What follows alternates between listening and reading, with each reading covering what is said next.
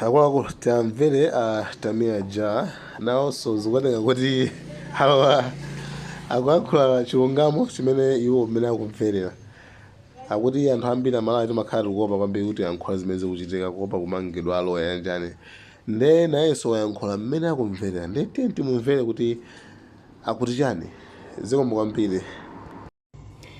Message kaya wina nditukwana kaya sanditukwana kaya message ikafika kaya sikafika as long as ndayankhula. Message yupita kwa anthu amene mukuyendetsa dziko lathu la ku Malawi including the president himself. Amalawi ambiri amapanga mantha kuyankhula. Hey, usayankhule twakumanga. Uli ndi lawyer. Hey, this and that. Amalawi ambiri sadzo zoti ino anthu amene mukuyendetsa boma. Kuti mufike stage yoti ino muyendetse boma. Amakazula Malawi omwe anakulembani ntchito ino kuti muziyendetsa boma by voting for you. That's why kumakhala mavota anthu azivotera to implore you guys. Come on, I don't know. They don't know. They know. I don't know. You know, they are afraid kuyankula. That's why we have freedom of speech. Because ziko lilili sila muntu yai. Olantu amena kwendetsa boma silao. This country is for Malawians. Neno antu nonsa amene mukwendetsa boma, ma politicians zika chani.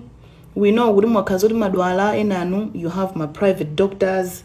Enanu mapita dzipatala, you know, zabwino. Koma chonde anthu osakukafe. Chonde mutimvereko. Kumeneko kwetu mukhale ndi meeting. Kuboma kumene mapanga madongosolo kumukhale ndi meeting. Mutenge manesi onse, manesi ambomamu. Mwakhanzike basi. Mwauze zokuti kaya kwawo kusaja sima, kaya kwawo kusaja mpunga wa nyama, kaya kwawo kwamayambana ndi anthu akwawo, kaya kwawo kulufiti, kaya kwawo kuchani. Asamatenge zimene zijazi mkwiyo wawo komwe kumapititsa kuchipatala. No. Chifukwa ma patient sakuyankhulidwa bwino. Upeza nesa kuyankhula munthu amimba. Inu tapita ni apo, nzere uyo. Inu tapanganizi. Hey, izi ndizi. Kukhala mapanga yoncho. Kungova zoti basi anthu ena ndosakunga ndi kuti basi you should just talk to them anyhow. Si bwino choncho. Ndiye when it comes to my patient manesi ngati mukuonera patient amafunika umapanga treating ngati mwana. Munthu akadwala umafunika kumpanga treating ngati baby. Ni munthu odwala.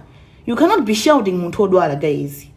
So yonde mbomamo manesi nonse. Let us treat each other with respect. Tisamaonane kuti uyu ngwakumudzi uyu sana wobwera kunovala sana vale sabaro uyu ali ndi dzikanga chanchani uyu ntamia ja uyu ndi ndani. Let us treat each other with respect, especially when it comes to kudzipatala. Chonde ino kuchipatala anthu adzira kuopa upire foti anthu amanesi nanu makalipa. They know like they will not get help. Akakhazula akuyankhani mano mene mapangawo. Ine ndakungopita chipatala nesi wina waye kungondipanga za mwana. Iwe tapita uko. Iwe tapanga ine ndidzabweza. Mambama basi. Ndidzabweza.